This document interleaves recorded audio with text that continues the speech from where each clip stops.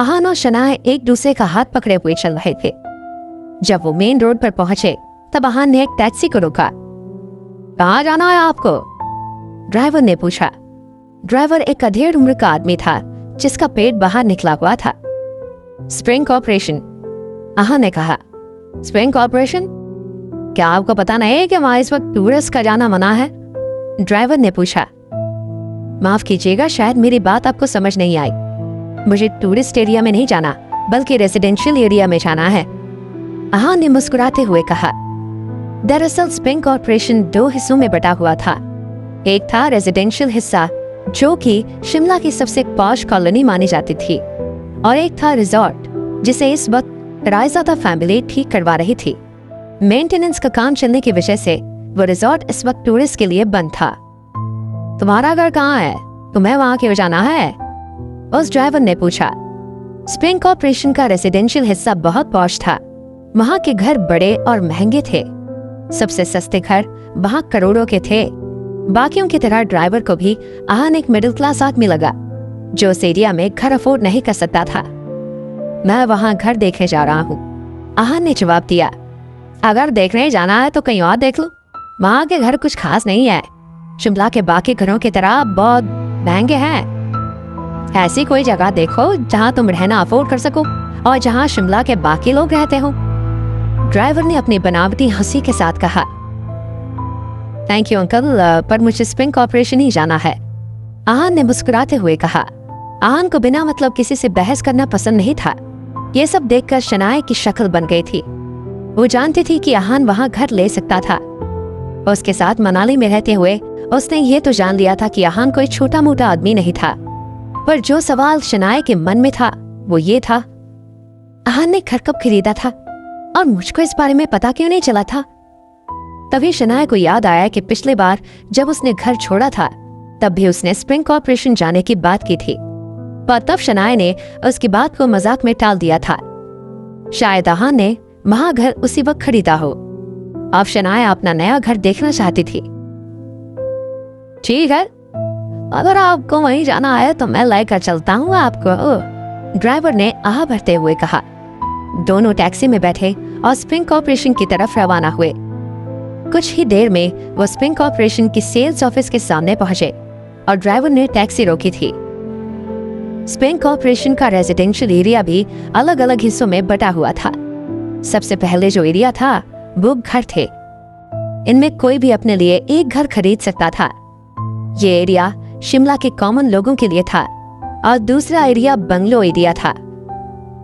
इस एरिया में पहुंचने के लिए थोड़ी सी पहाड़ की चढ़ाई करनी पड़ती थी। वहां पर सिर्फ 10 ही बंगले थे। इन बंगलों में शिमला के सबसे अमीर और जाने माने परिवार रहते थे। ये भी कहा जा सकता था कि ये परिवार आपस में यही मिलते थे और चिल करते थे। ड्राइवर ने नीचे टैक्सी रोकी और कहा, हम पहुंच गए, क्या आप गाड़ी ऊपर ले सकते हैं? आहान ने कहा। ऐसा नहीं था कि वो लोग चलकर वहां नहीं पहुंच सकते थे, पर क्योंकि शनाया को चोट लगी थी इसलिए आहान ने सोचा शनाया का ज्यादा चलना ठीक नहीं होगा। ऊपर क्यों जाना है? तुमने ही तो कहा था कि तुम्हें घर देखना है, तो ऑफिस तो यही है, ड्राइवर ने कहा। आप प्लीज ऊपर ले लीजिए, आहान ने एक बार फिर कहा। ड्राइवर हैरानी में पीछे मुड़ा और बोला, ऊपर तो बड़े बंगले हैं भाई, वहां ऐसे ही कोई नहीं जा सकता। वहां जाने के लिए वहां बंगला होना चाहिए। कहीं तुम्हें ऊपर बंगले तो नहीं देखने? हाँ, वहीं देखने जाना है, आहान ने कहा। तुम मजाक कर रहे हो? ऊपर वाला एरिया सिर्फ उनके लिए है जो वहां रहते हैं। टैक्सी वहां नहीं जा सकती। और जहां तक कि मुझे पता है वहां के 10 बंगले बिक चुके हैं, उस ड्राइवर ने कहा। उस ड्राइवर को लग रहा था कि आहान उसके साथ मजाक कर रहा है। उसे लगा कि अगर वहां बंगले बिके भी नहीं थे तब भी आहान जैसा मिडिल क्लास आदमी उसे नहीं खरीद सकता था। अब आहान के पास कोई चारा नहीं बचा था।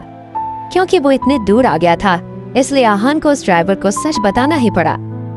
दरअसल बात यह है कि मैंने यहाँ पे एक बंगला खरीदा है, अब बस उसे देखने आया हूँ, आहान ने कहा। आहान का मन थोड़ा सा उदास हो गया क्योंकि वो शनाया को सरप्राइज देना चाहता था, पर ड्राइवर की वजह से वो खराब हो गया था। तुम ऐसे क्यों नहीं कह देते कि पूरा स्प्रिंग कॉर्पोरेशन ही तुम्हारा है? ड्राइवर ने उसका मजाक उड़ाते हुए कहा। स्प्रिंग कॉर्पोरेशन के बंगलों में जो भी रहते थे उन्हें सब जानते थे क्योंकि सभी शिमला के जाने माने लोग थे। कोई पॉलिटिशियन था तो कोई शिमला का सबसे अमीर परिवार था, पर आहान उनमें से कोई नहीं लग रहा था। आहान ने मन ही मन में सोचा, ये ड्राइवर कुछ गलत कहाँ बोल रहा है, ये भी अपनी जगह ठीक ही तो है। दरअसल स्प्रिंग कॉर्पोरेशन आहान का ही था, उसमें इतने सारे पैसे लगाए थे इसमें, पर अगर इस वक्त वो ये बात बोल देता तो ड्राइवर उसका विश्वास नहीं करता और उसका और मजाक उड़ाता। अब शनाया भी चौंक गई थी। कुछ साल पहले स्प्रिंग कॉर्पोरेशन में बहुत बड़ी चोरी हुई थी। उस वक्त शनाया आहान को जानती भी नहीं थी। अब आहान कह रहा था कि उसने ये बंगला खरीदा है। ऐसा नहीं था कि आहान वहाँ बंगला नहीं खरीद सकता था, पर वहाँ पर सबके घर खरीदे हुए थे। कोई भी ऐसी जगह पर घर छोड़कर किसी और को क्यों बेचेगा। देखो लड़के, मेरे साथ मजाक करने की जरूरत नहीं है, उतरो मेरी गाड़ी से, मुझे दूसरे पैसेंजर से भी पैसे कमाने हैं। अब ड्राइवर को गुस्सा आ गया था। वो नहीं चाहता था कि उसके पीछे गार्ड्स पड़े और उसे भागना पड़े। अभी चलो उतर जाते हैं, शनाया ने कहा। क्योंकि ड्राइवर ने जाने से मना कर दिया, इसलिए वो कुछ नहीं कर सकते थे। आहान ने मना कर दिया। आहान तो चलकर जा सकता था, पर शनाया नहीं चल सकती थी। उसके लिए ये बहुत थका देने वाला होता। अभी अभी तो वो हॉस्पिटल से डिस्चार्ज हुई थी। सर आप मुझे ऊपर ले चलिए, मैं आपको एक्स्ट्रा 1500 रुपए दे दूंगा, आहान ने कहा। आहान जानता था कि एक्स्ट्रा पैसे देकर कोई भी काम करवाया जा सकता था, इसलिए उसे यकीन था कि ये ड्राइवर भी मान जाएगा। क्या आप सच कर रहे हैं? 1500 रुपए सुनकर ड्राइवर की आंखों में भी चमक आ गई। पूरा दिन काम करने के बाद भी वो इतने पैसे नहीं कमा पाता। आहान ने कुछ नहीं कहा, बस अपने वॉलेट से पैसे निकाले और ड्राइवर के आगे रख दिए। पैसे देखकर ड्राइवर खुश हो गया और फटाफट आहान से पैसे ले लिए। हाँ ठीक है, मैं अभी आपको ऊपर ले चलता हूँ, ड्राइवर ने तुरंत कहा। पैसे से सब काम आसान हो जाता है, पर हाँ मैं आपको पहले ही बता देता हूँ कि अगर सिक्योरिटी गार्ड ने हमें आगे जाने नहीं दिया तो मैं ये पैसे वापस नहीं दूंगा।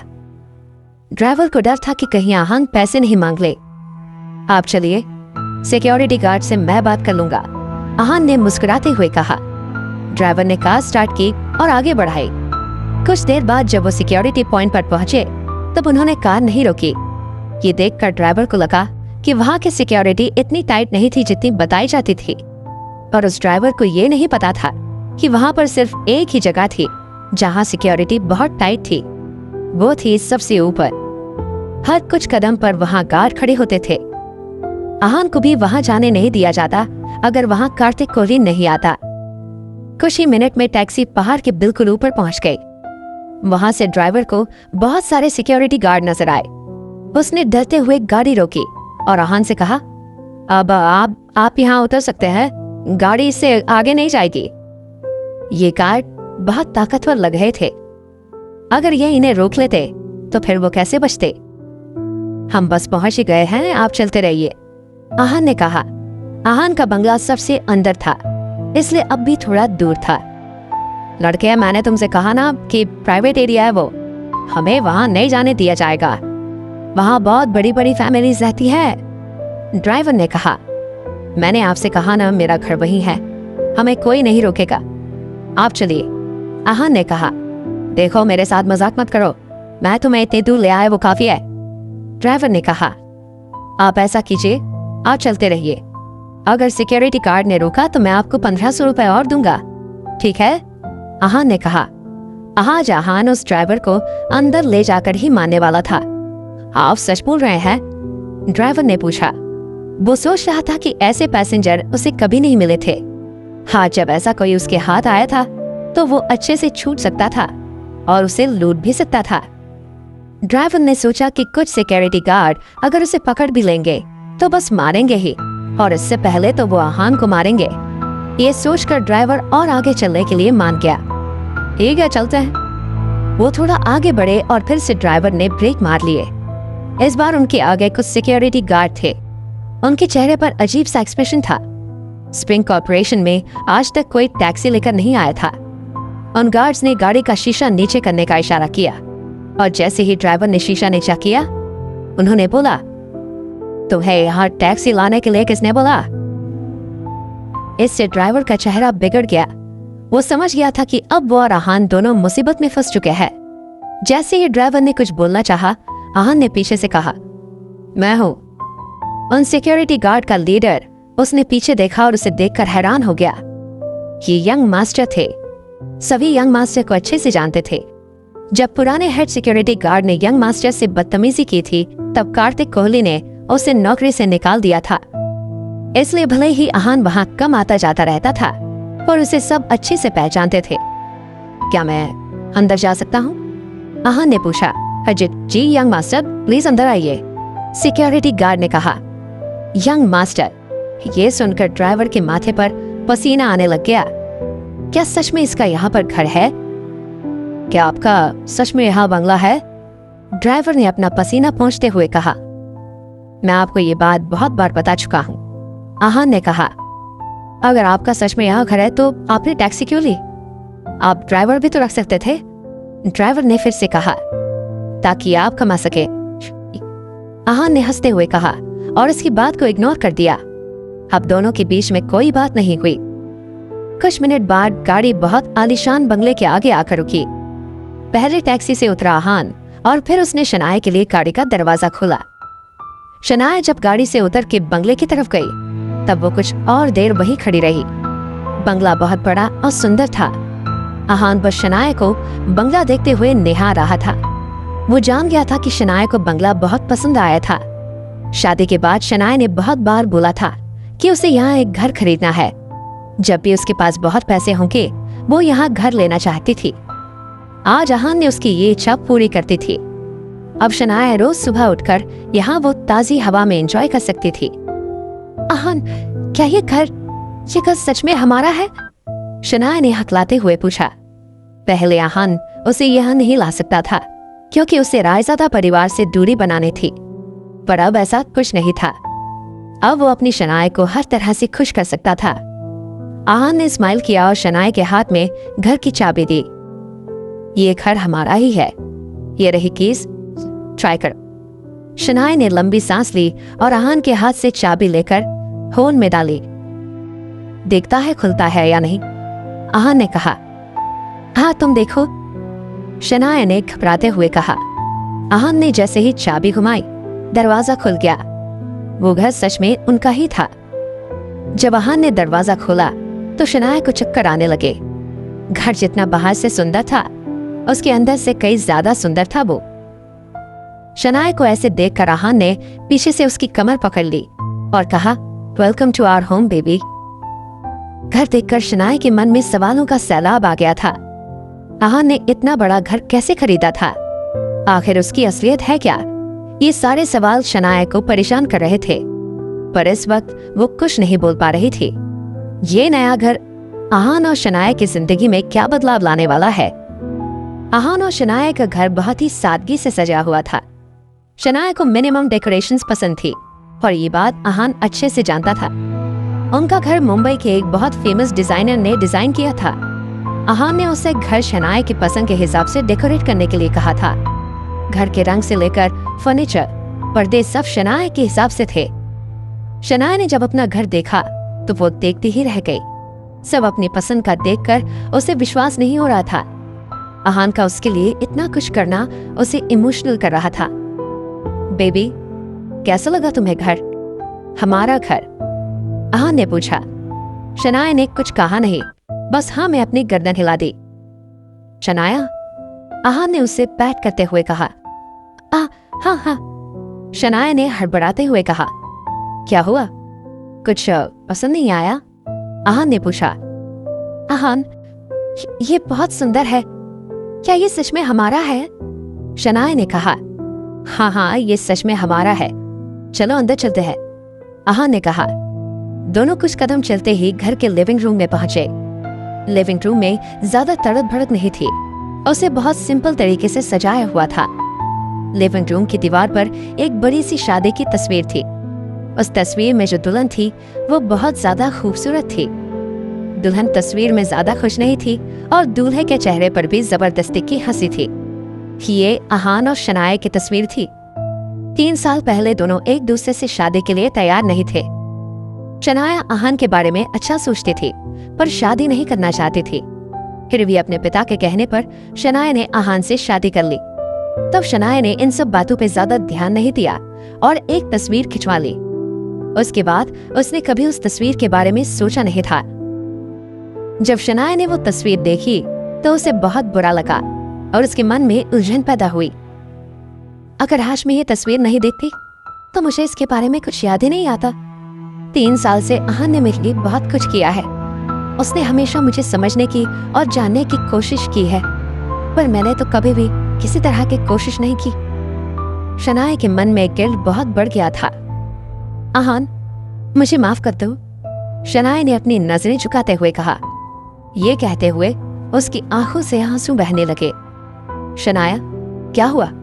तुम माफी क्यों मांग रही हो? आहान ने प्यार से उसके गाल पर हाथ रखते हुए पूछा। आहान को उसका थैंक यू बोलना तो समझ आ जाता, पर सॉरी बोलना नहीं। आहान, ये तस्वीर यहां से हटा दो, शनाया ने कहा। हटा दूं? क्यों शनाया? आहान ने हैरान होते हुए कहा। हाँ, इसे हटा दो, हम नई फोटो क्लिक करवा लेंगे। मैं सबको दिखाना चाहती हूँ कि मैं इस शादी के साथ कितनी खुश हूँ, तुम्हारे साथ कितनी खुश हूँ। एक नई शुरुआत करेंगे हम, शनाया ने कहा। ओके शनाया, आहान ने कहा। हालांकि आहान को समझ नहीं आया था कि शनाया क्या बोल रही थी और क्यों बोल रही थी, पर फिर भी वो उसकी बात को टाल नहीं सकता था। तुमने मुझे कभी भी सॉरी या थैंक यू बोलने नहीं दिया, पर आज भी तुमसे सॉरी बोलना चाहती हूँ।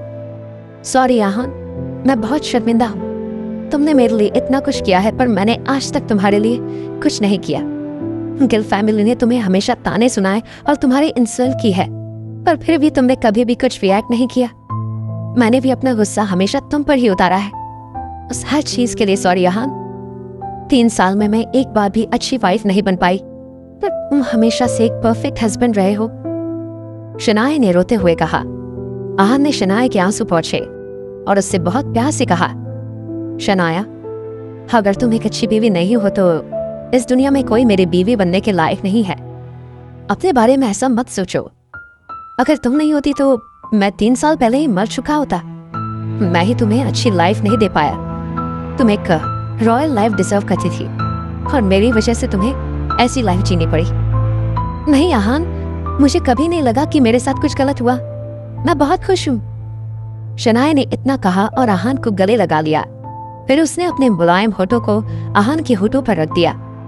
आहान को कुछ समझ नहीं आया और उसके सोचने की सारी शक्ति खत्म हो गई। दोनों ने कुछ देर तक एक दूसरे को किस किया। जब शनाया पीछे हटी तब उसका चेहरा शर्म से लाल हो चुका था। वो भागते हुए बाथरूम में गई। उसके चेहरे से मुस्कान जा ही नहीं रही थी। उसने ठंडे पानी से अपना मुंह धोया। आहान ने 3 साल में कभी भी शनाया को ऐसे नहीं छुआ था। आज भी अगर शनाया एक कदम नहीं लेती तो ऐसा नहीं होता। ऐसा नहीं था कि आहान शनाया को पसंद नहीं करता था, बस वो शनाया के कंसर्न की इज्जत करता था। शनाया ने मन में सोचा, ये मेरी और आहान की पहली किस थी। शनाया का दिल जोर से धड़क रहा था। अगर मैंने कदम नहीं लिया होता तो शायद आज भी आहान मुझे किस नहीं करता। शनाया का चेहरा शर्म से लाल हो गया। उसने अपना चेहरा अपने हाथ से छुपा लिया। कुछ देर बाद शनाया ने अपने आप को संभाला और बाथरूम से बाहर आई। इस वक्त आहान मुस्कुराते हुए वही खड़ा था। वो शनाया के मुलायम होठों और उनके एहसास के बारे में सोच रहा था। जैसे ही शनाया बाहर आई, आहान उसे प्यार भरी नजरों से देखने लगा। क्या देख रहे हो तुम? शनाया ने शर्माते हुए पूछा। देख रहा हूं कि मेरी वाइफ कितनी अच्छी है, आहान ने शनाया को छेड़ते हुए कहा। अच्छा, शनाया ने कहा और फिर मन में सोचने लगी। तुम्हें अब याद आया कि तुम्हारी वाइफ इतनी अच्छी है? इतने साल याद नहीं आया था जब हाथ भी नहीं पकड़ते थे। आहान के सामने शनाया की ये सब बातें बोलने की हिम्मत नहीं थी। तुम मुझे ऐसे नहीं देख सकते। अच्छा ठीक है, मैं नहीं देख रहा तुम्हें, पर एक बात बताओ, अगर मैं तुम्हें नहीं देख सकता तो फिर मैं दूसरी लड़कियों को देख सकता हूँ? आहान ने हंसते हुए पूछा। यह सुनकर शनाया का मुंह चढ़ गया। उसने अपने दांत पीसते हुए बोला, तुम्हारी इतनी हिम्मत? शनाया के सामने उसने किसी दूसरे लड़की के बारे में सोचा भी कैसे? शनाया को लग रहा था कि आहान की हिम्मत बढ़ती जा रही थी। शनाया जानती थी कि भले ही गिल फैमिली को नजर नहीं आता, पर बाकी लड़कियों को नजर आता था। आहान दिखने में तो स्मार्ट था ही, और उसकी फाइटिंग स्किल्स भी कमाल की थी। बैकग्राउंड तो बहुत बाद में आता है। आहान की ताकत देखकर ही लड़कियां उसकी तरफ अट्रैक्ट हो सकती थी। अगर ऐसा हो जाता तो फिर शनाया के पास हजारों लड़कियां होती डील करने के लिए। अगर तुमने किसी और लड़की को देखा या देखने के बारे में भी सोचा तो मैं तुम्हारी जान ले लूंगी, शनाया ने कहा। शनाया की ये बात सुनकर आहान को हंसी आ गई। तुम कह रही हो तो तुम्हें ना देखूं, किसी और लड़की को भी नहीं देख सकता? कहीं तुम ये तो नहीं चाहती कि मैं लड़कों को देखूं? आहान ने पूछा। शनाया समझ चुकी थी कि इस वक्त आहान उसकी टांग खींच रहा था। उसने भी आहान को ऐसे ही जवाब देने की सोची। ठीक है, तुम लड़कों को देख सकते हो, मुझे फर्क नहीं पड़ता। इतना बोलते ही शनाया खिलखिलाकर हंसने लगी। पर मुझे पड़ता है, आहान ने कहा। आहान बहुत खुश था कि अब दोनों नजदीक आ रहे थे और उनमें ऐसी प्यार भरी नोकझोंक हो रही थी। भाभी, मुझे हमारा घर दिखाओ ना। जब शनाया ने ये बात कही, उसकी आंखों में चमक थी। चलो, आहान ने हंसती हुई शनाया के प्यार से गाल खींचते हुए कहा। दोनों अब एक रियल कपल की तरह बिहेव करने लगे थे। आहान ने शनाया को पूरा घर दिखाया। लास्ट में वो उसे उनके बेडरूम में लेकर गया। उनका बेडरूम बहुत बड़ा था। बेडरूम में सभी चीजें शनाया के पसंद की थी। शनाया को ऐसा लग रहा था कि जैसे वो किसी फेरीलैंड में थी। शनाया, ये हमारा बेडरूम, ये बेडरूम में मैंने इसे तुम्हारे हिसाब से डेकोरेट करने की कोशिश की है, पर अगर तुम्हें कुछ चेंज करवाना है तो तुम करवा सकती हो। आहान ने शनाया से हकलाते हुए कहा। No Ahaan, I love it, ये बहुत सुंदर है, शनाया ने अपनी खुशी दिखाते हुए कहा। आओ, मैं तुम्हें बेडरूम से व्यू दिखाता हूँ। इतना कहते हुए आहान ने रूम की सबसे बड़ी सी खिड़की से पर्दा हटा दिया। पर्दे हटते ही सामने बहुत खूबसूरत पहाड़ था। रूम से व्यू देखकर शनाया की आंखें खुली की खुली रह गई। उसने इससे पहले इतना खूबसूरत नजारा कभी नहीं देखा था। शनाया को शिमला हमेशा से सुंदर लगता था, पर इस रूम से शिमला और भी ज्यादा सुहाना लग रहा था। ओह माय गॉड, आहान ये कितना सुंदर है, शनाया एक्साइटमेंट से उछलने लगी। आहान शनाया को ऐसे देखकर मुस्कुरा रहा था। मैं बहुत खुश हूँ कि तुम्हें सब कुछ पसंद आया, आहान ने कहा। आहान, मैं तुम्हें एक लिस्ट देती हूँ, कुछ जरूरत की चीजें हैं जो मंगवानी है, शनाया ने कहा। वैसे तो घर पूरे तरीके से सेटल था, पर फिर भी कुछ चीजें थी जो वहां नहीं थी। शनाया इन सब मामलों में बहुत रिस्पॉन्सिबल थी। उसने सब चीजें अच्छे से ऑब्जर्व की थी और फिर एक लिस्ट बनाई थी। शनाया ने इसे अपना घर मान लिया था। उधर आहान के मन में थोड़ी उलझन आ गई थी। 3 साल पहले जब मैंने रायजादा परिवार छोड़ा था, तब मुझे किसी चीज का डर नहीं था, मेरी कोई कमजोरी नहीं थी। पर फिर मुझे शिमला में शनाया मिली और मुझे भी पता नहीं चला कि कब मैं उसके लिए इतना ज्यादा फील करने लगा। आज शनाया को इस तरह देखकर मुझे एहसास हो रहा है कि वो मेरे लिए कितना मीन करती है। अब आहान किसी भी कीमत पर शनाया को प्रोटेक्ट करना चाहता था। आहान के इन 3 सालों में कभी भी अपनी मार्शल आर्ट प्रैक्टिस उसने छोड़ी नहीं थी, क्योंकि वो जानता था कि इससे वो शनाया को प्रोटेक्ट कर लेगा। आहान जानता था कि कुछ ऐसा था जिसकी वजह से रायजादा फैमिली ने उसके साथ ये सुलूक किया था, पर वो एग्जैक्टली क्या था आहान को अभी तक पता नहीं था। उसने बहुत बार सोचने की कोशिश की और कड़ी से कड़ी भी जोड़ी, पर कुछ था जो हमेशा छूट जाता था। शायद मम्मी पापा को पता हो, आहान ने सोचा। उसे अचानक से याद आया कि 3 साल पहले जब उसकी माँ की तबीयत बहुत खराब हो गई थी, तब उन्होंने कहा था कि समय रहते रायजादा परिवार से दूर हो जाना। उसकी माँ ने ऐसा क्यों कहा था? क्या वो ऐसा कुछ जानती थी जो आहान नहीं जानता था, या जान नहीं पा रहा था? उसकी माँ को यह भी पता था कि आहान को मारने कुछ लोग आएंगे, इसलिए उन्होंने उसकी हिफाजत करने के लिए लोग भेजे थे, तभी तो वो बच पाया था। आहान सोच रहा था कि मनाली में जो भी हुआ वो सबको पता है। अब रायजादा परिवार चुप नहीं रहने वाला। अब आदित्य रायजादा आहान को ऐसे ही पावरफुल बनते तो नहीं देख सकता था। शायद अनन्या का आना कोई नया तूफान लाने वाला था। आहान, आहान, शनाया ने 2-3 बार पूछा। आहान इस सोच में इतना खोया हुआ था कि उसे पता ही नहीं चला कि शनाया उसे बुला रही थी। शनाया ने आहान को पहले कभी इतनी गहरी सोच में नहीं देखा था। आहान, तुम क्या सोच रहे हो? शनाया ने फाइनली उसे हिलाते हुए कहा। हाँ, कुछ नहीं, आहान ने कहा। सब ठीक है ना? पहले कभी तुम्हें ऐसे नहीं देखा? शनाया ने कंसर्न के साथ पूछा। हाँ, मैं बस सोच रहा था कि हमारे बच्चे कब होंगे? आहान ने मूड को लाइट करने के लिए कहा। हाँ, तुम क्या बोल रहे हो आहान? मैं बच्चे पैदा नहीं करना चाहती। शनाया ने उसकी टांग खींचते हुए कहा। कोई बात नहीं, हम अडॉप्ट कर लेंगे। इतना कहकर आहान हंसने लगा। आहान अब सोचने लगा था कि आदित्य रायजादा उसे और शनाया को साथ रहने देगा। सब जानते थे कि शनाया आहान की कमजोरी है। आहान को डर था कि कहीं अपना उल्लू सीधा करने के लिए कोई शनाया का इस्तेमाल ना कर ले। आहान, ये घर कितने का है? शनाया ने आहान की गहरी सोच तोड़ते हुए पूछा। शनाया जानती थी कि यहाँ के सारे बंगलोज बहुत महंगे हैं और ये वाला सबसे सुंदर और बड़ा था। शनाया जानना चाहती थी कि आहान ने इसके लिए कितने पैसे दिए थे। ज्यादा का नहीं है, आहान ने कहा। ज्यादा का नहीं है मतलब? इतना बड़ा और सुंदर घर है? शनाया ने फिर से पूछा। करीब 10 करोड़ का। आहान ने सच बताने का फैसला किया। कार्तिक कोहली की वजह से ये बंगला मुझे 10 करोड़ में मिला है। कार्तिक कोहली। शनाया ने कार्तिक कोहली का नाम सुना था। कार्तिक और आहान एक दूसरे को जानते हैं। इसका मतलब आहान रायजादा ग्रुप ऑफ इंडस्ट्रीज से नाता रखता है। शनाया ने चीजें जोड़ना शुरू किया तो उसकी आंखें खुली की खुली रह गई। अब क्या होगा जब शनाया को आहान की असलियत के बारे में पता चलेगा? शनाया ने कार्तिक कोहली का नाम सुना हुआ था। कार्तिक कोहली तो शिमला का सबसे बड़ा और अमीर बिजनेसमैन है। कार्तिक कोहली ही था जो स्प्रिंग कॉर्पोरेशन को बना रहा था और इस स्प्रिंग कॉर्पोरेशन में उसने बहुत बड़ा अमाउंट इन्वेस्ट किया था। एक तरह से वो उसका मालिक ही था। शिमला में ऐसा कोई नहीं था जिसे कार्तिक कोहली के बारे में पता नहीं था। शनाया ये सब मन ही मन में सोचकर परेशान हो रही थी। आहान के मुंह से उसका नाम सुनकर शनाया पर जैसे बिजली गिर गई।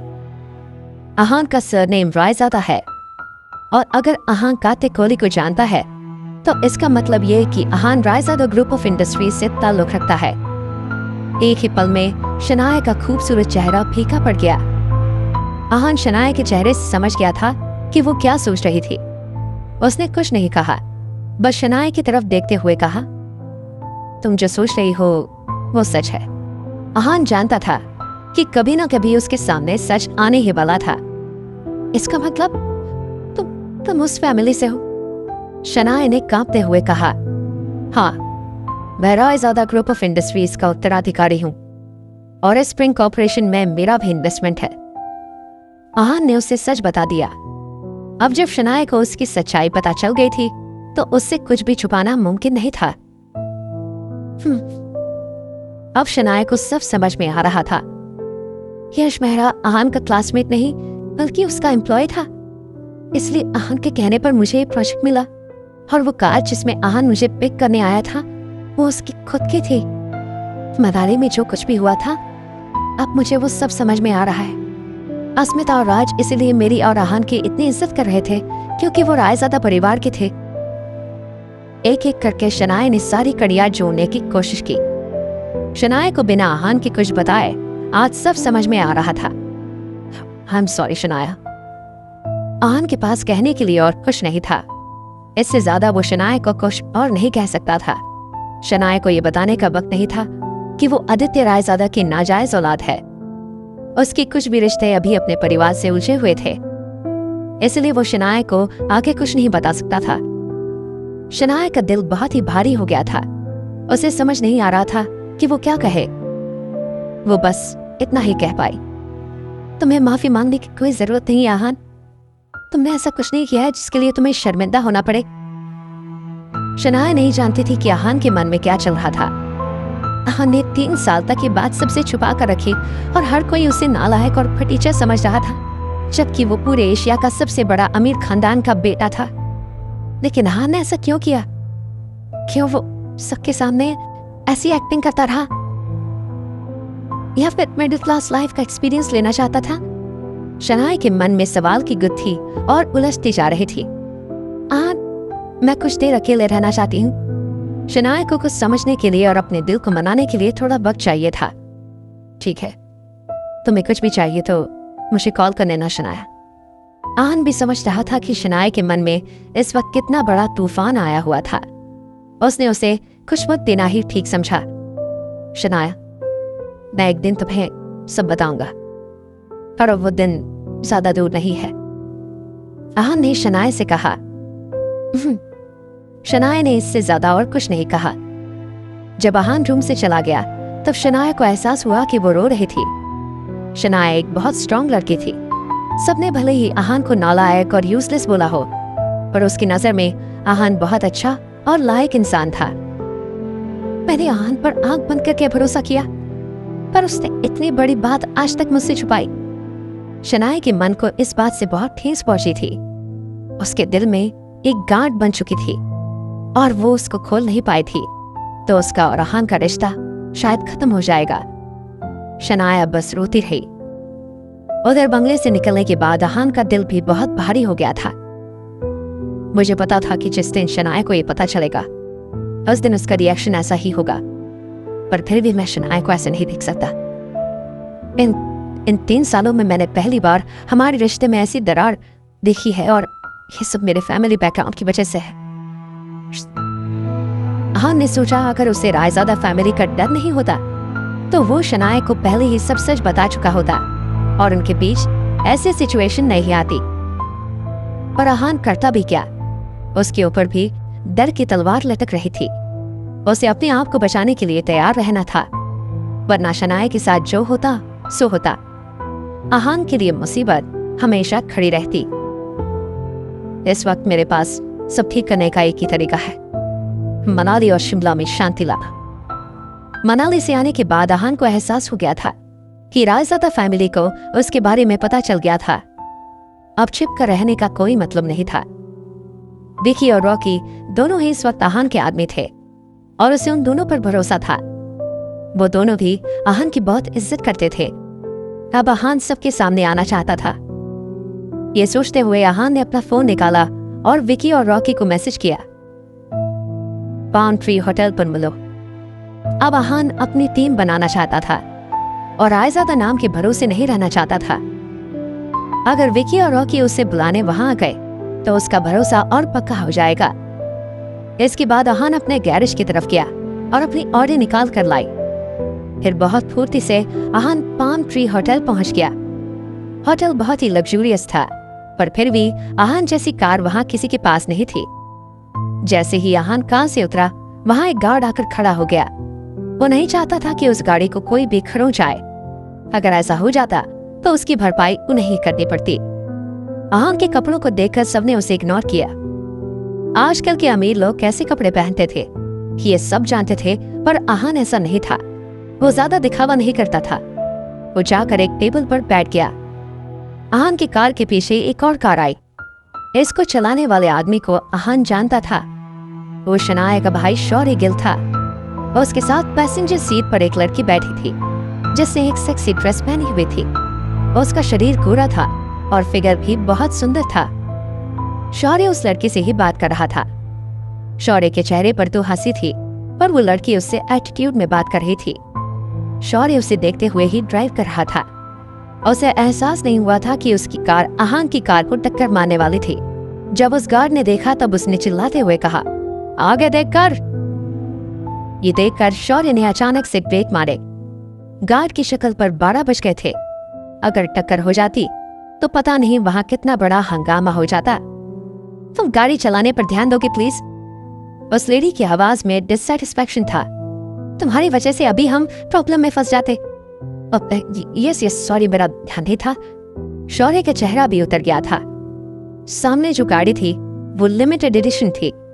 अगर उसको टक्कर लग जाती तो बहुत बड़ा नुकसान हो सकता था। छोड़ो, गाड़ी पार्क करो और अंदर चलो, उस लेडी ने कहा। शौर्य ने जल्दी से गाड़ी पार्क की और दोनों कार से उतर गए। जब उस लेडी ने आहान की कार को देखा तो उसकी आंखों में जलन थी। आहान की कार वाकई बहुत सुंदर थी। उसने ऐसी कार पहले कभी नहीं देखी थी। तभी उस लेडी ने वहां खड़े सिक्योरिटी गार्ड से पूछा, क्या आपको पता है ये कार किसकी है? क्या वो शिमला का ही कोई है उसने तुरंत अपना सिर ना में हिला दिया। वो अगर जानता भी तो नहीं बताता। उसे आहान रायजादा कौन है ये नहीं पता था। वो उसके लिए कोई प्रॉब्लम क्रिएट नहीं करना चाहता था। ओके, उस लेडी का दिल बैठ गया, पर फिर भी उसने ठान लिया था कि वो काम होने के बाद उस गाड़ी के पास खड़े होकर उसके मालिक का इंतजार करेगी। तभी वहां शौर्य आया और उसने कहा, नमिता चलो अंदर चलते हैं। दोनों जब रिसेप्शन तक पहुंचे तब नमिता ने कहा, तुम यही इंतजार करो, मैं अंदर आती हूँ। ठीक है, जब तुम्हारा काम हो जाए मुझे कॉल कर देना, मैं तुम्हें लेने आ जाऊंगा, शौर्य ने स्माइल करते हुए कहा। जैसे ही शौर्य मुड़कर वापस जाने लगा, उसे वहां पर आहान नजर आया। जब उसने आखिरी बार आहान और शनाया के बारे में सुना था तब वो मनाली में थे। दोनों ने एक दूसरे को देखा। आहान शौर्य से कोई बहस नहीं करना चाहता था, अभी उसे बस अपना काम करना था, पर शौर्य को तो उससे पंगे लेने में मजा आता था। आहान, तुम यहाँ क्या कर रहे हो? शौर्य उसके पास गया और उससे सवाल किया, तुम्हें इससे क्या मतलब? आहान ने स्माइल करते हुए पूछा, तुम मुझसे ऐसे बात कर सकते हो? मैं शनाया का कजिन हूं, तुम इससे बात करो। शौर्य ने मुंह बनाते हुए बोला, शनाया का कजिन। आहान ने सोचा था कि शौर्य में इतनी हिम्मत थी कि वो उससे आज रिश्ते नाते की बात करने आया था। क्या यही वो घर जमाई है? इस वक्त वहां नमिता आई और उसने ये सवाल किया। शौर्य के साथ कुछ दिन रहते हुए नमिता ने आहान के बारे में बहुत सुना था। जब भी वो आहान का नाम लेता था उसकी शक्ल बदल जाती थी। वो उसकी बेइज्जती करने का कोई मौका नहीं छोड़ता था। आहान के बारे में इतना कुछ सुनने के बाद आज नमिता फाइनली उससे मिल भी रही थी। ये वही है, शौर्य ने कहा। पूरा गिल परिवार जिससे नफरत करता था वो शनाया नहीं आहान था। और जब शौर्य को पता चला कि यश मेहरा उसकी क्लास में था तब से वो उससे और नफरत करने लगा था। अगर आहान यश को नहीं जानता तो स्प्रिंग कॉर्पोरेशन इंचार्ज शौर्य होता, शनाया नहीं। नमिता, अगर कभी तुम इसे कहीं देखो तो इससे दूर ही रहना, शौर्य ने कहा। चिंता मत करो, मैं इसे अपने आसपास भी नहीं आने दूंगी, नमिता ने कहा। नमिता ने भी मान लिया था कि ये किसी काम का नहीं है। कोई भी इज्जतदार आदमी घर जमाई बनने के लिए तैयार नहीं होता। गुड, शौर्य ने कहा। अच्छा अब तुम जाओ, मेरी बेस्ट फ्रेंड अभी बस आती ही होगी, नमिता ने कहा। ओके बेबी, मुझे कॉल कर देना जब तुम्हारा हो जाए, मैं तुम्हें लेने आ जाऊंगा, शौर्य ने कहा। अच्छा अब जाओ भी, नमिता ने इम्पेशेंट होते हुए कहा। इतना सुनकर शौर्य वहां से चला गया। शौर्य समझ गया था कि नमिता अब भी उसे इतना ज्यादा पसंद नहीं करती थी, वरना वो उसे अपनी दोस्त से जरूर मिल पाती। आहान विकी और रॉकी का इंतजार करने लगा। तुम दूसरी टेबल ले लो, मुझे यहाँ बैठना है। आहान जिस टेबल पर बैठा था वहां से व्यू बहुत अच्छा था, इसलिए नमिता को वो टेबल चाहिए था। क्या ये टेबल तुम्हारी फैमिली ने खरीदा है? आहान ने कहा। नहीं, पर मुझे ये टेबल अच्छी लगी, नमिता ने कहा। सॉरी मिस, आपको पहले आना चाहिए था, अब मैं इस टेबल से नहीं जाऊंगा। आहान ने इतना कहा और विंडो के बाहर देखने लगा। इतने में वहां एक अधेड़ उम्र का आदमी आया और सीधा नमिता पर लपका। नमिता अपने आप से अपने कपड़े संभालने लगी। उस आदमी ने नमिता को कसकर हाथों से पकड़ा हुआ था। यह आदमी कौन है नमिता? उस आदमी ने पूछा। मनीष ये गिल परिवार का घर जमाई है, नमिता ने कहा। घर जमाई? उस आदमी ने ये बात पहले सुनी थी और उसे याद नहीं आ रहा था कि उसने ये बात कहाँ सुनी थी। यह है तुम्हारा बेस्ट फ्रेंड, आहान ने उसे ताना मारते हुए कहा। मनीष तुम इसे अच्छे से सबक सिखाना, ये मुझे परेशान कर रहा था, नमिता ने कहा। अच्छा अभी बताता हूँ इसे, मनीष ने कहा और आहान की तरफ गया। मेरी गर्लफ्रेंड की तरफ देखने की तुम्हारी हिम्मत भी कैसे हुई? मनीष ने कहा। तुम्हारी भी गर्लफ्रेंड ही है, आहान ने कहा। तुम्हारे कहने का क्या मतलब है? नमिता का मेरे अलावा कोई और बॉयफ्रेंड है? उस आदमी ने गुस्से से पूछा।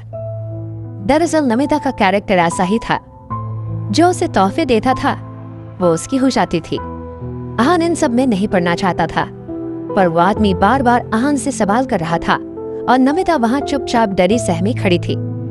अब आहान क्या करेगा? क्या वो नमिता का सच बता देगा या उसे बचाएगा? जाने तो मनीष, क्यों इसके मुंह लग रहे हो? नमिता ने हड़बड़ी में कहा। शौर्य सिर्फ गिल परिवार का उत्तराधिकारी था और मनीष अंडरवर्ल्ड की दुनिया से ताल्लुक रखता था। नमिता जानती थी कि अगर आहान ने सच बता दिया तो मनीष उसे कभी माफ नहीं करेगा। तुम चबराओ, मनीष ने नमिता को घूरते हुए कहा, फिर आहान की तरफ मुड़ते हुए कहा, तो क्या कहा था तुमने? मैं इसका बॉयफ्रेंड हूँ। इस बात से तुम्हारा क्या मतलब है? कुछ नहीं, बस कुछ देर पहले मैंने इसे मेरे रिश्तेदार से बात करते हुए देखा था। उसने आपकी गर्लफ्रेंड को बेबी और डार्लिंग भी बुलाया था। आहान ने कहा, तुम झूठ बोल रहे हो, नमिता ने चिल्लाकर कहा और उसका कॉलर पकड़ने के लिए आगे बढ़ी। इतने में मनीष ने उसे रोक लिया और अपनी तरफ खींचते हुए पूछा, क्या ये जो कह रहा है वो सच है? नहीं मनीष, ये झूठ बोल रहा है। ऐसा कुछ भी नहीं है, नमिता ने अपनी तरफ से सफाई देते हुए कहा। अब मनीष कंफ्यूज हो रहा था। उसने फिर आहान से पूछा, क्या तुम मुझसे झूठ बोल रहे हो?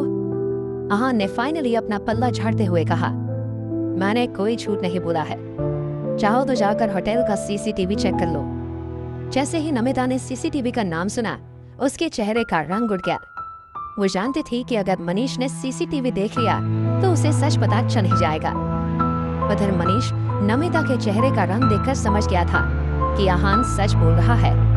उसे ये सुनकर बहुत गुस्सा आया और उसने नमिता के गाल पर एक चाटा मारा।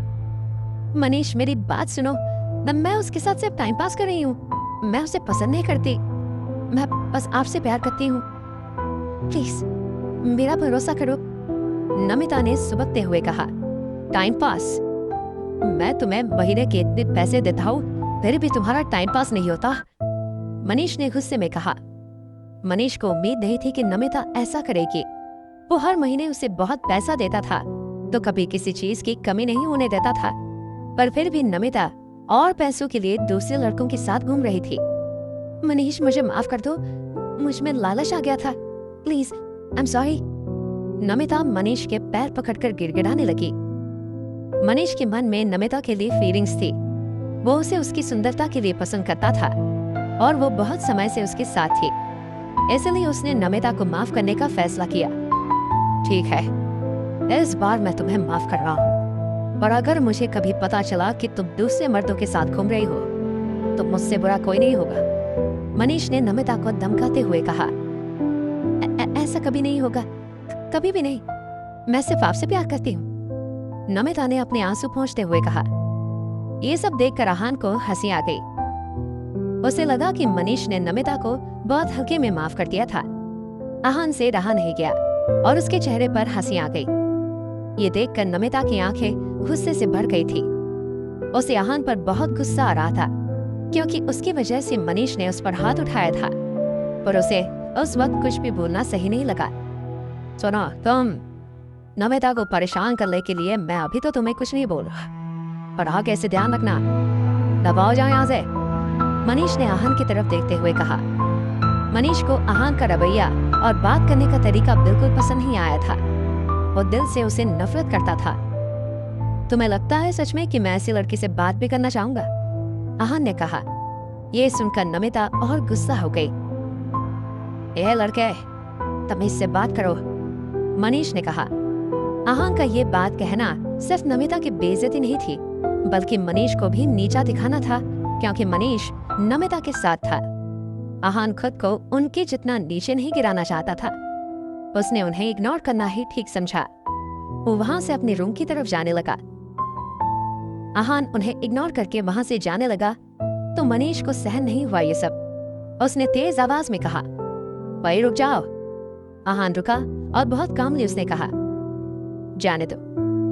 आहान बहुत जरूरी काम से आया था और इस वक्त वो किसी से भी लड़ना नहीं चाहता था। शनाया को लेकर वो वैसे भी काफी परेशान था। एक नई मुसीबत से डील करने का उसका बिल्कुल मन नहीं था। नहीं जाने दूंगा। तुम्हारा ये एटीट्यूड मुझे बिल्कुल पसंद नहीं आया। तुम जानते भी हो मैं कौन हूँ। मनीष को अपने पावर्स पर बहुत गुरूर था। देखो, तुम्हें बाद में पछताना पड़ेगा, आहान ने उसे वार्न करते हुए कहा। मैं अपने किसी डिसीजन पे आज तक नहीं पछताया और तुम्हें सबक सिखाना शायद मेरा सबसे सही डिसीजन है। मनीष ने आहान को ऊपर से नीचे देखते हुए कहा। आहान की सादगी की वजह से अक्सर लोग उसे हल्के में ले लेते और फिर पछताते हैं। मनीष के साथ भी ऐसा ही होने वाला था। आज के बाद तुम जरूर पछताओगे, आहान ने कहा। कि ये तुम्हारी गलतफहमी है, मनीष ने कहा। इतना सुनकर आहान ने मनीष की तरफ आंख उठाकर देखा। उसकी आंखों को देखकर मनीष के शरीर पर पसीना आने लगा। कुछ तो बात थी आहान में, जो उसके इमोशंस के साथ ही उसके आसपास का माहौल बदल जाता था। उधर मनीष का कॉन्फिडेंस देखकर नमिता खुश हो रही थी। उसने आहान के बारे में बहुत कुछ सुना था और वो उसे बिल्कुल भी पसंद नहीं करती थी। उसे ये सोचकर अच्छा लग रहा था कि अब मनीष उसे अच्छे से सबक सिखाएगा। ये सब देखकर नमिता मुस्कुरा रही थी, पर कुछ से पल में उसका मुस्कुराता चेहरा हैरानी में बदल गया था। मनीष आहान के सामने घुटने टेक कर बैठा था। नमिता को विश्वास नहीं हो रहा था। उसने अपनी आंखें मली और फिर से देखा। नमिता जो देख रही थी वो बिल्कुल सच था। अंडरवर्ल्ड की दुनिया से ताल्लुक रखने वाला आदमी आहान के सामने घुटने टेक कर बैठा था। ऐसा कैसा हो सकता है? नमिता ने खुद से ही कहा। अब तुम्हें पछतावा है या अभी भी कुछ कमी रह गई है? आहान ने हल्के से मुस्कुराते हुए कहा। मनीष की बोलती बंद हो गई। उसने कभी भी किसी को इतनी फुर्ती से एक्शन करते हुए नहीं देखा था। आहान के एक ही बात से मनीष समझ गया था कि ये कोई मामूली आदमी नहीं था। मनीष के पास उससे माफी मांगने के अलावा और कोई ऑप्शन नहीं बचा था। जैसे ही मनीष ने माफी मांगनी चाही, उसने वहां पर रॉकी को देखा। रॉकी को देखकर मनीष की आंखों में चमक आ गई। मनीष दरअसल रॉकी और विकी के लिए काम करता था। रॉकी को वहां देखकर मनीष को लगा कि अब वो उसे बचा लेगा और आहान से भी बदला ले लेगा। रॉकी बॉय, मनीष ने बहुत उम्मीद से कहा। रॉकी का नाम सुनकर नमिता भी खुश हो गई। उसने रॉकी और उसकी ताकत के बारे में बहुत सुना था, पर उससे कभी मिली नहीं थी। आज उससे मिलने का मौका भी मिल गया था उसे। वो जानती थी कि अंडरवर्ल्ड में रॉकी का बहुत नाम था। रॉकी को इतने करीब से देखकर नमिता ने सोचा कि वो उसके सामने अच्छा इंप्रेशन जरूर बनाएगी। रॉकी के पीछे पीछे विकी और विवान भी आए। विवान आहान का खास आदमी था। उसकी माँ के चले जाने के बाद विवान ने उसका हमेशा साथ दिया था। तीनों आपस में हंसी मजाक करते हुए आ रहे थे। अचानक से उनकी नजर आहान और मनीष पर पड़ी।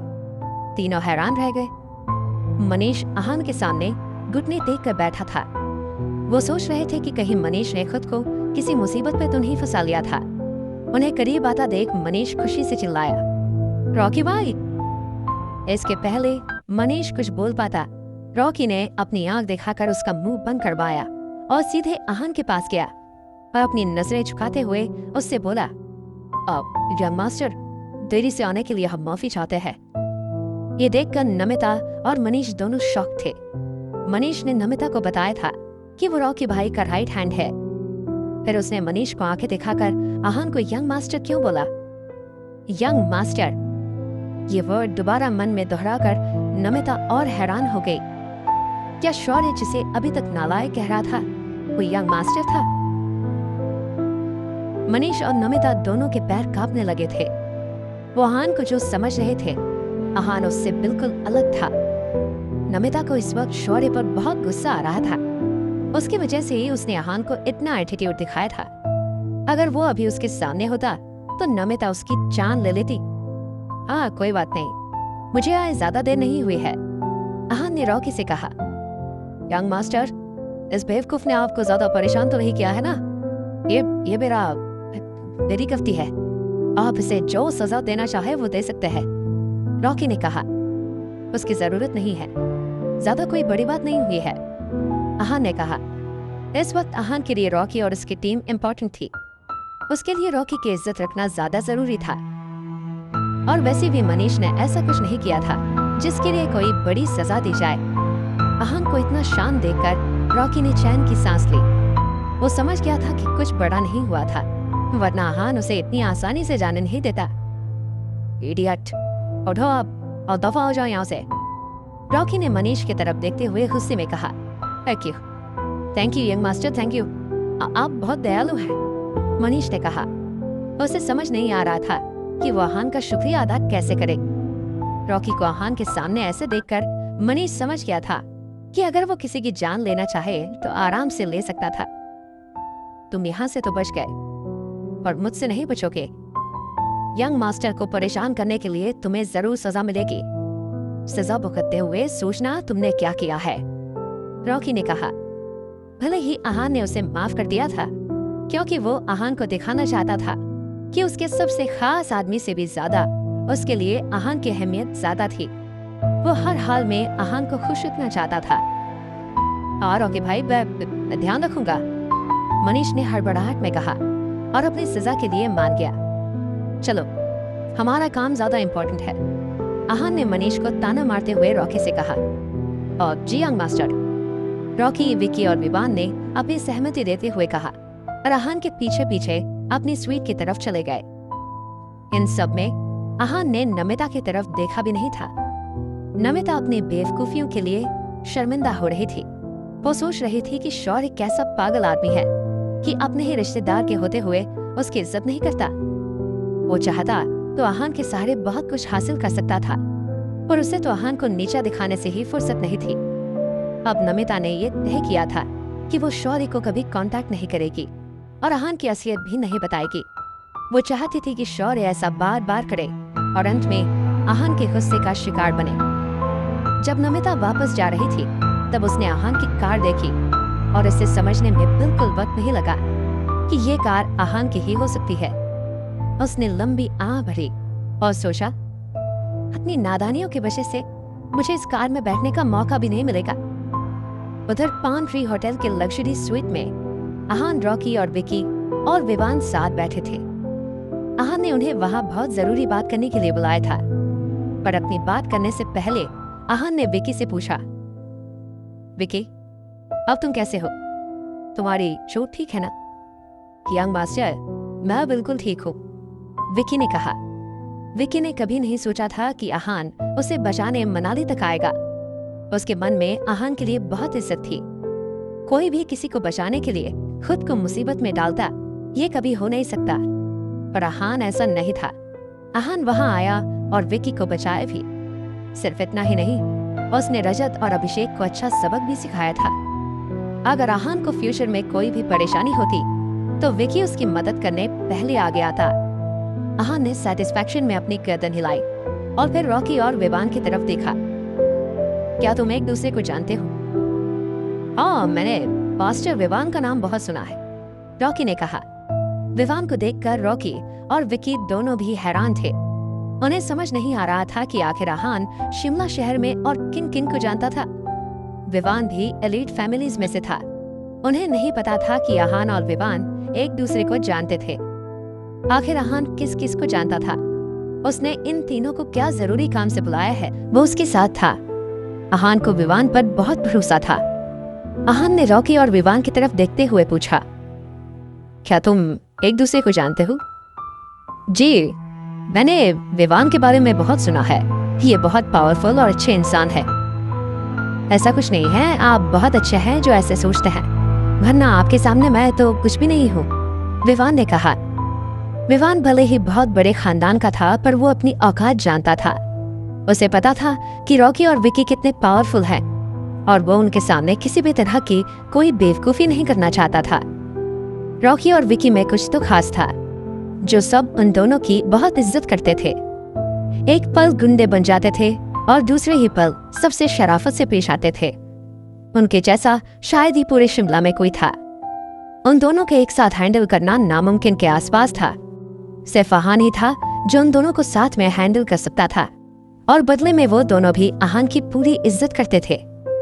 अब जब आहान को पता चल गया था कि तीनों एक दूसरे को जानते थे, तब उसने उनका इंट्रोडक्शन नहीं करवाया। अब वो सीधा अपनी बात पे आया।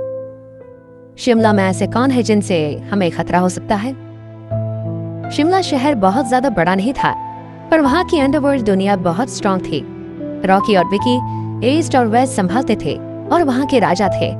दूसरे पावरफुल लोग जो नॉर्थ और साउथ के राजा थे। आहान का ये सवाल पूछने के दो कारण थे। पहला ये कि वो रायजादा परिवार को रोकना चाहता था, और दूसरा कारण शनाया थी। एक दिन शायद मुझे शिमला से जाना पड़ेगा, तब शनाया का क्या होगा? उसके और गिल फैमिली के बीच के रिश्ते ठीक नहीं है, इसलिए मैं चाहता हूं कि शनाया को किसी से खतरा हो सकता है, उसे पता होना चाहिए। आहान चाहता था कि उसकी गैर मौजूदगी में रॉकी और विकी ही शनाया को संभाले। आहान की ये बात सुनकर दोनों एक दूसरे को देखने लगे। तीनों जानते थे कि आहान क्या करना चाहता था। यंग मास्टर, शिमला बहुत बड़ा नहीं है, पर यहाँ की अंडरवर्ल्ड दुनिया बहुत कॉम्प्लिकेटेड है। इस वक्त प्रकाश मल्होत्रा है जो नॉर्थ का राजा है, और साउथ एरिया कनक शर्मा के अंदर आता है। बाकी सब तो छोटे मोटे लोग हैं जिन्हें संभालना मुश्किल नहीं है, रॉकी ने कहा। और हाँ, इस वक्त सब लोग कोहली परिवार को सबसे ज्यादा पावरफुल मानते हैं, विकी ने नई जानकारी दी। आहान सब समझने की कोशिश कर रहा था। इतने में विवान ने कहा, यंग मास्टर, प्रकाश हमारे परिवार का हिस्सा है। ये बात सुनकर सब हैरान हो गए। प्रकाश नॉर्थ जोन का राजा था। आहान को बिल्कुल उम्मीद नहीं थी कि वो अग्रवाल परिवार का हिस्सा होगा। वहीं विकी और रॉकी सोच रहे थे कि जितना उन्होंने सोचा था, अग्रवाल परिवार उससे ज्यादा बड़ा है। पर इस बात से कोई फर्क नहीं पड़ता था। जो अग्रवाल परिवार से थे वो आहान के परिवार से भी थे। तो इसका मतलब ये था कि अब नॉर्थ, ईस्ट और वेस्ट से उन्हें कोई खतरा नहीं था। बस साउथ एरिया के बारे में अभी भी कुछ खास जानकारी नहीं थी। अच्छा, तो अब कनक के बारे में बताओ। यंग मास्टर, कनक कोई साधारण आदमी नहीं है, वो बहुत ज्यादा कॉम्प्लिकेटेड और पावरफुल है, रॉकी ने बहुत सीरियस आवाज में कहा। अच्छा, ऐसा क्या है कनक में, बताओ मुझे। आहान के सिर पर शिकन आ गए। यंग मास्टर, आपने अमरनाथ शर्मा के बारे में सुना है? रॉकी ने आहान से सवाल किया। आहान को शिमला आए 3 साल ही हुए थे। वो यहाँ के लोगों के बारे में ज्यादा नहीं जानता था।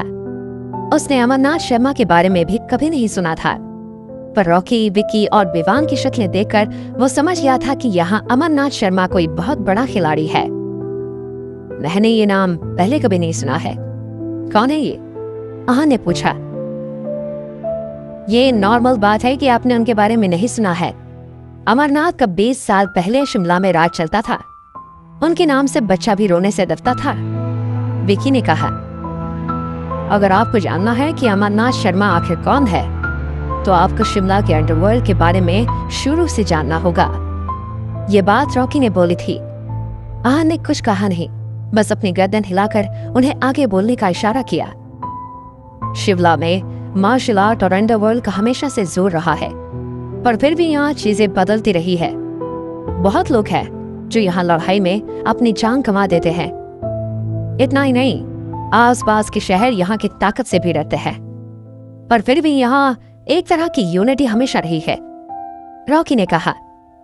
रॉकी की बात को आगे बढ़ाते हुए विकी ने कहा, पर ये सब 20 साल पहले अमरनाथ जी के आने के बाद बदल गया था। 1 साल में उन्होंने वेस्ट से नॉर्थ और साउथ से ईस्ट सारा शिमला जीत लिया। सबको एक साथ हैंडल करने के लिए वो अकेले काफी थे। एक तरह से वो यहाँ के कर्ता धर्ता और शहंशाह बन गए थे। सब लोग उनकी इज्जत करने लगे थे और डरते भी थे। उनके जैसा ताकतवर आदमी पहले कभी शिमला में नहीं आया था, रॉकी ने कहा। क्या ये अमरनाथ शर्मा फाइटर थे? आहान ने पूछा। 20 साल पहले हथियार मिलना मुश्किल था। ये तो आज का वक्त था जहाँ सब एक फोन पे हो जाता था। अगर अमरनाथ इस तरह सब अपने काबू में कर सकता था, तो वो जरूर मार्शल आर्ट फाइटर ही होगा। इतना ही नहीं, वो मार्शल आर्ट एक्सपर्ट भी हो सकता है। हाँ यंग मास्टर, वो एक बहुत ही मंझे हुए फाइटर थे, विवान ने कहा। विकी जानता था कि आहान भी मार्शल आर्ट फाइटर है, पर वो किस तरह का फाइटर है ये वो नहीं जानता था। यंग मास्टर, मैंने अपने दादाजी से अमरनाथ जी के बारे में बहुत सुना है। अगर वो नहीं आए होते तो आज हमारा शहर लड़ाई झगड़ों से बहुत दूर होता। उनके आने से पहले यहाँ पर बहुत शांति और भाईचारा था, पर अमरनाथ जी के आने के बाद सब बदल गया, रॉकी ने कहा। और फिर कहां भरी, ऐसा भी बोला जाता है कि अमरनाथ जी की वजह से ही शहर में उन्नति कम हुई है, विकी ने कहा। वो क्यों? आहान ने पूछा। जब वो अपनी जगह के लिए लड़ते थे तब उनकी एक आदत थी, विकी ने कहा। क्या आदत? आहान ने क्यूरियस होते हुए पूछा। तीनों ने एक दूसरे की तरफ देखा और फिर विवान ने कहा, वो जिससे भी लड़ते थे उनके पूरे परिवार को मार देते थे। उन्होंने कभी किसी पर रहम नहीं किया। वो परिवार का परिवार खत्म कर देते थे। ये सब बताते बताते और आखिरी बात सुनने के बाद रॉकी का मन भी भारी हो गया। वो बहुत सालों से इसी दुनिया का हिस्सा था, पर पता नहीं आज क्यों उसे ऐसा लग रहा था कि उसकी वजह से उसके परिवार पर हमेशा खतरा मंडराता था। बहुत से परिवार जिनकी मौत हुई है वो मार्शल आर्ट में ट्रेनिंग ले रहे थे। कुछ परिवार तो ऐसे भी थे जो अमरनाथ जी के डर की वजह से भाग गए थे। यही कारण है कि आज शिमला में मार्शल आर्टिस्ट बहुत कम है। आहान को अब पता चला कि जब वो पहली बार शिमला आया तब उसे कोई और बहुत टैलेंटेड और एक्सपर्ट मार्शल आर्टिस्ट क्यों नहीं मिला था। अमरनाथ के डर से सब भाग गए थे और जो बचे थे उन्हें अमरनाथ ने मार दिया था। और फिर क्या हुआ? आहान ने पूछा। फिर एक दिन अचानक अमरनाथ शर्मा गायब हो गए। वो कहाँ हुए, क्यों गए, किसी को नहीं पता। 1 साल में पूरे शहर को अपने कब्जे में करके वो गायब हो गए। विकी ने कहा, बहुत से लोग अलग अलग बातें बोलते हैं। कुछ लोग कहते हैं कि शायद उनकी मौत होगी, तो कुछ कहते हैं वो दूसरे शहरों को अपने अंडर लेने की कोशिश कर रहे हैं। पर सच क्या है किसी को नहीं पता। रॉकी ने कहा, अमरनाथ जी के गायब होने के बाद कुछ परिवारों में शहर के लिए लड़ाई हुई थी, जिसके वजह से इस शहर में हिस्से हो गए थे। मेरे पिताजी और मैं भी इसमें शामिल थे। विकी ने कहा, उस वक्त अगर अमरनाथ सब छोड़कर नहीं गया होता तो आज विकी और रॉकी यहाँ नहीं होते। तो फिर अमरनाथ के गायब होने के बाद शर्मा परिवार को कनक ने संभाला? आहान ने पूछा। हाँ और ना भी, रॉकी ने जवाब दिया। जब अमरनाथ गायब हुआ तब कनक सिर्फ 8-9 साल की बच्ची थी। छोटी बच्ची? आहान को हैरानी हुई। आहान अब तक सोच रहा था कि कनक कोई आदमी था जिसका नाम थोड़ा लड़की जैसा हो, पर कनक एक लड़की है ये सुनकर आहान चौंक गया था। यंग मास्टर, कनक की ताकत को अंडर एस्टिमेट करना नहीं चाहिए। वो बहुत पावरफुल और स्ट्रांग है, विकी ने कहा। मैं उसे अंडर एस्टिमेट कर भी नहीं रहा, आहान ने हंसते हुए कहा। इतना सुनकर आहान समझ गया था कि वो शर्मा फैमिली को संभाल सकती है और पूरे साउथ एरिया को हैंडल कर सकती है। उसे हल्के में लेना बेवकूफी होगी। जब अमरनाथ गायब हुए तब कनक छोटी थी, पर उसके साथ उसका एक भाई और एक कजिन भाई थे। उस वक्त इन दोनों की वजह से ही शर्मा परिवार बचा हुआ था, रॉकी ने कहा। और फिर कुछ सालों बाद कनक ने शर्मा फैमिली को संभाला। इस वक्त वो बस 16 साल की थी। ये देखकर उसके दोनों भाइयों को अच्छा नहीं लगा और दोनों ने उसके खिलाफ जाने की कोशिश की। तब कनक ने कोई रहम नहीं दिखाया और उनकी टांगे तोड़ दी। विवान ने कहा, इस बात से पूरे शहर में हंगामा हो गया था। किसी ने नहीं सोचा था कि ये छोटी लड़की ऐसा कुछ कर सकती है, रॉकी ने कहा। जब कनक ने सब संभाला तो उसका परिवार भी बढ़ता गया। उस वक्त वो अपने कब्जे में सबको कर वहां की क्वीन बन सकती थी, पर किसी कारण उसने ऐसा नहीं किया और शांत रही। उसने कभी भी साउथ के बाहर अपना पावर एक्सपांड नहीं करने की कोशिश की, और अगर ऐसा कोई करता तो कनक उसे सजा दे देती थी, विकी ने कहा। ना किसी ने उनके एरिया में जाने की कोशिश की, ना वो कभी साउथ एरिया से बाहर निकले, रॉकी ने कहा। इंटरेस्टिंग, आहान ने कहा। आहान जान गया था कि कनक इतनी सिंपल नहीं थी। उसने अब तक जो भी सुना था और जिसके बारे में सुना था उनमें से सबसे पावरफुल और इंटेलिजेंट कनक ही थी। कोई भी ये बात नहीं समझता था कि कनक अंडरग्राउंड क्यों हुई। आहान समझ गया था। आहान को मार्शल आर्ट एसोसिएशन के बारे में पता चल गया होगा। अगर वो कुछ भी करती तो मार्शल आर्ट एसोसिएशन उसके पिता के कर्मों की सजा उसे देती। अमरनाथ शर्मा भी जिंदा था और अब वो भी जल्दी ही बाहर आने वाला था। आहान को सब कुछ अच्छे से समझ आ रहा था। कनक शर्मा इस वक्त आहान का सबसे बड़ा डर थी। 27-28 साल की उम्र में उसकी ऐसी ताकत खतरनाक थी। भले ही आहान मार्शल आर्ट एक्सपर्ट था, पर फिर भी कनक की ताकत का अंदाजा उसने लगा लिया था। आहान के एक्सप्रेशंस देखकर सब समझ चुके थे कि अब कनक और आहान के बीच लड़ाई होने वाली है और ये किसी भी तरह से टल नहीं सकती। यंग मास्टर, वैसे तो अब कनक के हाथ में ज्यादा पावर नहीं है अपनी सिक्योरिटी बढ़ाने के लिए, और हाँ, जब उसने अपने भाइयों के पैर तोड़े थे उसके भाई उसके खिलाफ हो गए थे। उन्होंने शर्मा फैमिली का नाम न्यूज करके बहुत लोगों की दोस्ती की है। अगर आप कनक को दबाना चाहते हैं तो आप इन दोनों से शुरू कर सकते हैं। रॉकी ने कहा, ये दोनों किसी काम के नहीं है। आहान ने कहा, अपना बदला लेने के लिए दोनों भाई अपनी टीम बना रहे थे। जैसे जैसे उनकी टीम बढ़ रही थी, उनकी मौत भी उनके नजदीक आ रही थी। सब जानते थे कि शर्मा फैमिली की ये दोनों बेटे कभी न कभी कोई कांड जरूर करेंगे। अगर कोई अमरनाथ का दुश्मन वापस आ जाएगा तो वो इन्हीं पर हमला करेगा और चुपचाप बैठे कनक को कोई छूने की सोचेगा भी नहीं। आहान कनक से कैसे डील करेगा? कनक के आने से आहान की जिंदगी में और क्या प्रॉब्लम्स आई, वो इस दुनिया को बहुत सालों से समझ रहा था और अब सबकी चालें जानता था। उसके हिसाब से ऐसा जरूरी नहीं था कि उसके और कनक के बीच में कोई लड़ाई हो। वो दोस्त भी बन सकते थे। तो फिर यंग मास्टर, हम कनक से डील कैसे करेंगे? अगर उसके भाइयों का साथ रहे तो हो सकता है कि हम उसे अपना अंडर ले सके। रॉकी ने कहा, कनक को मैं संभालूंगा, तुम लोग ये बाकी के छोटे मोटे लोग हैं उनको संभालो। जितना जल्दी हो सके अपने एरिया पर पूरा कब्जा करो। आहान ने कहा,